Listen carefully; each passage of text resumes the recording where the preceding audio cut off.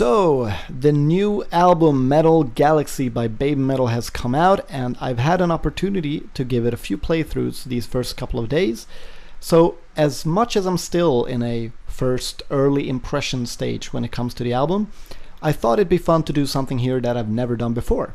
A review. Right now I'm actually in my apartment in Tokyo waiting for the Hagibis typhoon as I'm recording this video. It's supposed to be the worst typhoon in Japan since 1958, so we'll see what happens. I have a few friends in Chiba Prefecture that have been evacuated. I should be fine.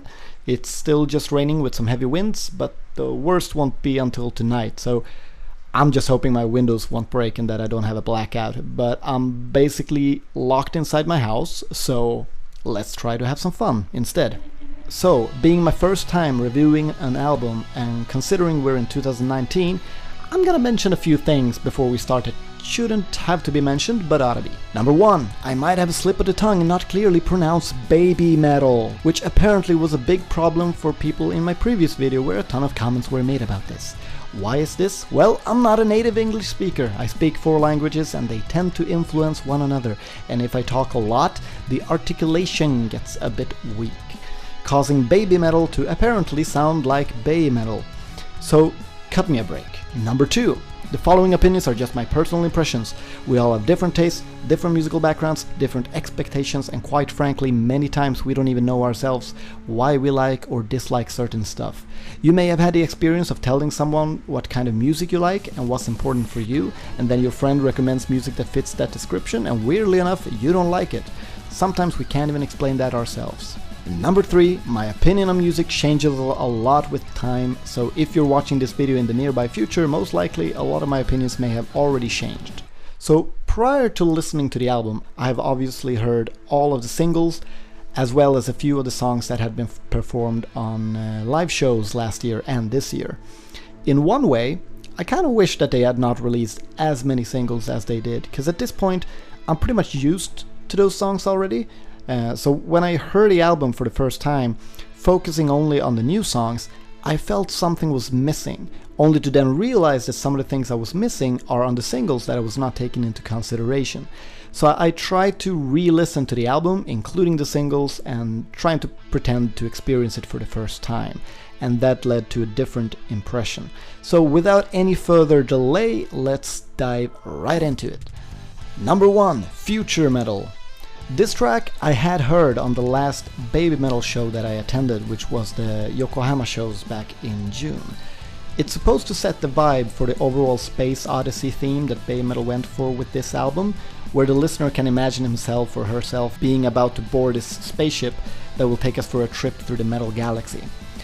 I was fully aware of this concept before going into the album, and I really like the idea. It's very BABYMETAL-ish. That surely created the expectation for me that BABYMETAL were gonna take their ability to make cool songs within various subgenres to a completely new level. Apart from that, there's not much to say about this track. It sets the vibe for the next song and does what it's supposed to do. Da Da Dance. So this song caught me a bit off guard, and the first time I heard it, I didn't know what to think of it.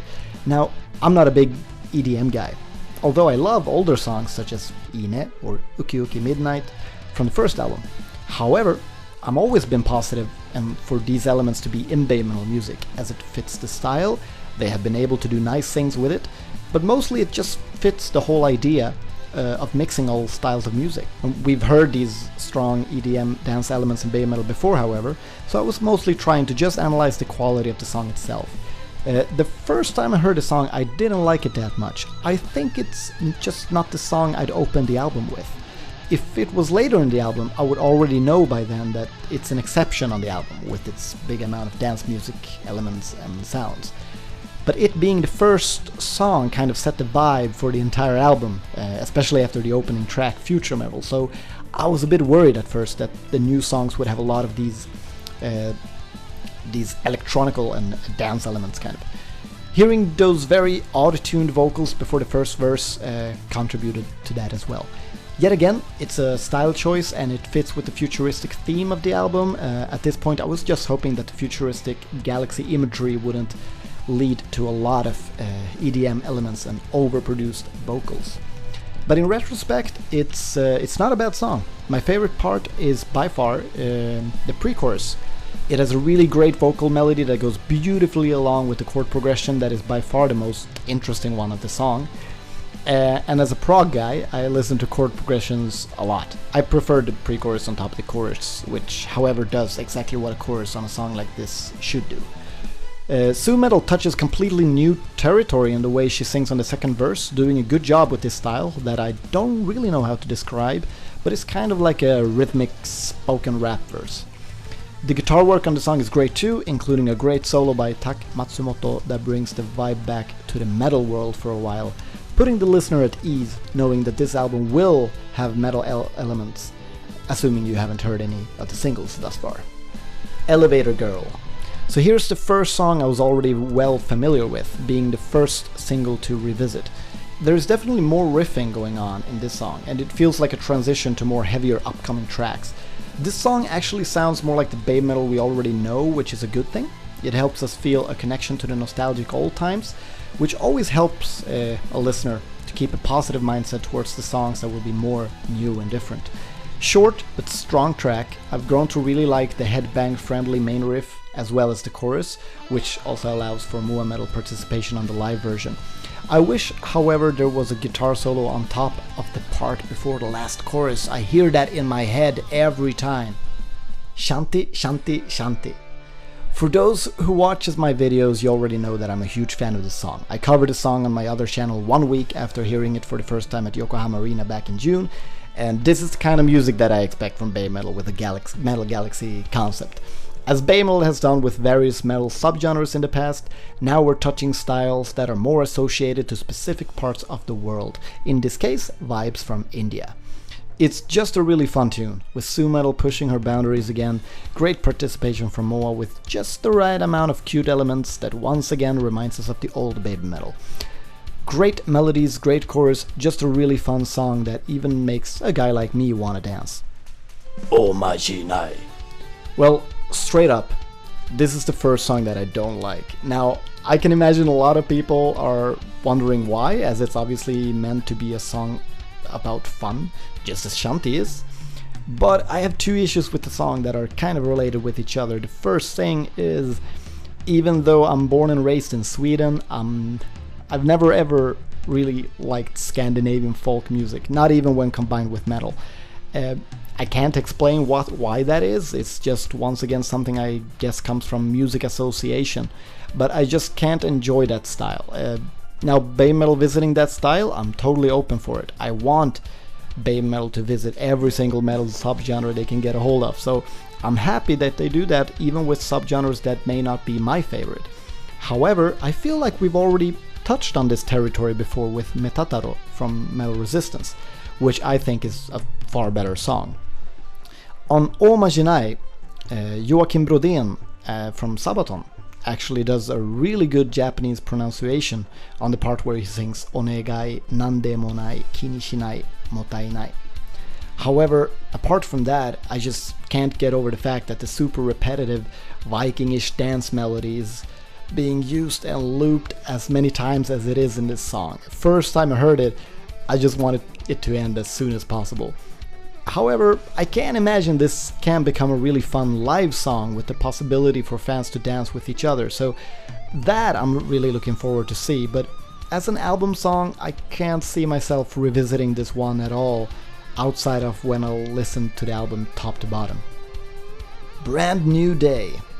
So, straight out from the song I like the least, we go into one of actually my favorite songs on the album, which might come as a surprise because it really doesn't sound much like BABYMETAL at all at times.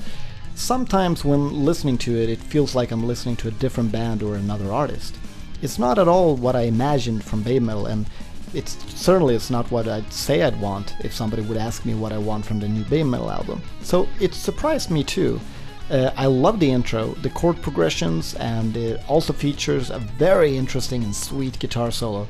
Su-metal really displays how she has matured as a singer in this song. A great performance from her. Now, despite me being a prog rock metal nerd, I did not know about the band Polyphia, whose guitar players Tim Henson and Scott Lepage contributed to this song. It was funny to find out, after I already loved the song, that we had prog musicians involved. It was kind of a, oh, that's why I love it moment. So yeah, weird how I've never heard about them. Need to check them out for sure. But great creative song with a strong pop vibe mixed in with just the right amount of rock elements to give it even more life. Up, down, left, right, B, B, A, B. The baby metal song for gamers, as obvious already from the song title. This song is full with vocal editing, but is otherwise an okay track. Doesn't really contribute to the album in my opinion, and sounds more like a filler track that perhaps would have been better off as a single B-side or something.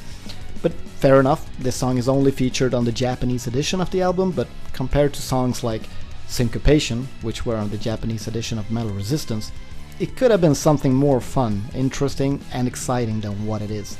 Nothing too bad, but nothing special either. Chorus is pretty catchy though. Night Night Burn. Another fresh, interesting, and really good track. Took me a couple of playthroughs to get into, but that's how music is. The best music usually requires patience. And this one grabs your attention immediately before going into a relative typical baby metal main riff. Once again, as in Da Da Dance, the pre-chorus here is great, bringing strong influences from Latin music, and once again giving that feeling of traveling around the metal galaxy. In other words, perfect for the concept. The arrangement is great, with good variations to provide a fun and moving song. It's one of those songs where you discover something new every time. There's also a fun instrumental section where the vocals and instrumentals go back and forth almost like dancing with each other. Good conclusion of the first CD. Hence we begin with CD 2 and the first track of CD 2, In the Name of. This song I feel should have been the one to open up the album instead of Future Metal. This one and the follow-up song could have switched place with Future Metal and Da Da Dance in my opinion. But that's not the end of the world. Let's not have the experience ruined by the song order in today's playlist mentality world. Also, it's clear that CD2 is gonna have a slightly different vibe than CD1. So this song is the closest thing we've come to have a new baby metal death, with its choir intro and instrumental dark and heavy sound, and most likely will take the place of baby metal death in future live occasions due to UV not being in the band anymore. It does provide that metal army atmosphere that we feel in many live occasions. However, it doesn't quite feel like the same almost religious baby metal ritual atmosphere that baby metal death became over the years. There is simply not enough for audience to be able to participate on, I guess. Would have been cool with maybe a new way of chanting the letters or just the name of baby metal, but it's a great headbanging tune. And even though I'd rather hear baby metal death in a live environment, we needed a new song like this, and it sounds really good on the album as well. Distortion. We've all heard this song a lot by now, having been the first single that came out more than 1.5 years ago. My original opinion of the song, however, has pretty much remained the same. It is a decent song, although I was never a big fan of the very anime-styled main riff and chorus theme. I don't think they fit with the theme of the song either, but the verse with the lines "Can't stop the power" and give up" are really cool though. They work well with fan interaction, they sound cool and just have an overall badass sound to it. Apart from that, it keeps a fast pace, so even though the chorus isn't the strongest one, which should be crucial for a single, it doesn't get boring at least. But the verse shouldn't be the highlight of the song. Papaya. This is a song I constantly change my opinion about. Yet another single that when it came out I wasn't a big fan of at all. I really didn't like the song then. I found it to be too simple and uninteresting for baby metal standards. But then, upon seeing them in Yokohama Arena, it was a very exciting live tune. It's really a party song that works best in live situations, which also explains why maybe I don't fully enjoy it when just listening to it by myself. But as mentioned regarding some other songs on this album, you can tell they clearly have good audience participation spots, which should always be a hint that it's probably gonna be a really fun live song. This album so far keeps a good balance between that and songs that perhaps doesn't have a lot of fan participation but instead are general good quality songs in terms of musicality. So let's just skip forward to the new stuff. BXMXC. Or should we go on to the new stuff? This is the strangest song baby metal has ever released. The vocals are overproduced and manipulated with so many effects. There's no real hook, apart from the song's very simple rhythm. I really don't know what I'm supposed to get out of this one. The pitch edits on Su-Metal's vocals is really a weird choice, especially with those slides at the end of the lines. Not a fan of this song, and considering what I said about up, down, left, right, BBAB, I can say in conclusion that the Japanese edition songs don't contribute with much really. So you're not missing out on anything in my opinion if you can't access these songs. This song just sounds like an audio editing and mixing exercise. Kagerou. Kagerou is probably what I would consider the catchiest song on the album. The verse melody, the riff and the chorus are simple but nice. We've had a few songs in a row now with a lot of stuff going on, so bringing it down with a song like Kagerou is a good breather. Not much to say about it, a sweet main riff. I really like the main thing about the chorus with the hira hira hira hira hira ochiru. That part sounds really nice, it's well mixed and gives the chorus a very memorable characteristic, which is important in songwriting. I remember this song very well after just one listen. Starlight. Now, I've mentioned a couple of times that I'm a prog metal guy. However, that said, I'm not that much into gent, mostly due to its overusage in modern prog music and its role as the core element of so many bands. With that said, gent can be really cool when used in moderation, as with any other element of music performance style. BABYMETAL has had genty elements before, but never full on like on Starlight. And as I've already pointed out, even though I'm not a massive gent fan, I think it's cool and fun to hear BABYMETAL experiment with this as well. And it sure could have been done in a less creative way. So as a gent song goes, it's pretty good. I'm happy these low 8-string guitar riffs didn't become a main characteristic for the entire album, however, which I was a little bit worried about when the song came out in the first place. Starlight is a powerful and emotional song, especially due to what most of us connect the song to. Most of us either think about the passing of Mikio Fujioka or Yui leaving the band, or both. I mean, the song came out at the same time we got the statement about Yui leaving BABYMETAL, so in that sense it's a really grabbing song. My only complaint would be that the full-on instrumental gent part might not really fit in a song that makes me think about something sad, such as the passing of Mikio Fujioka.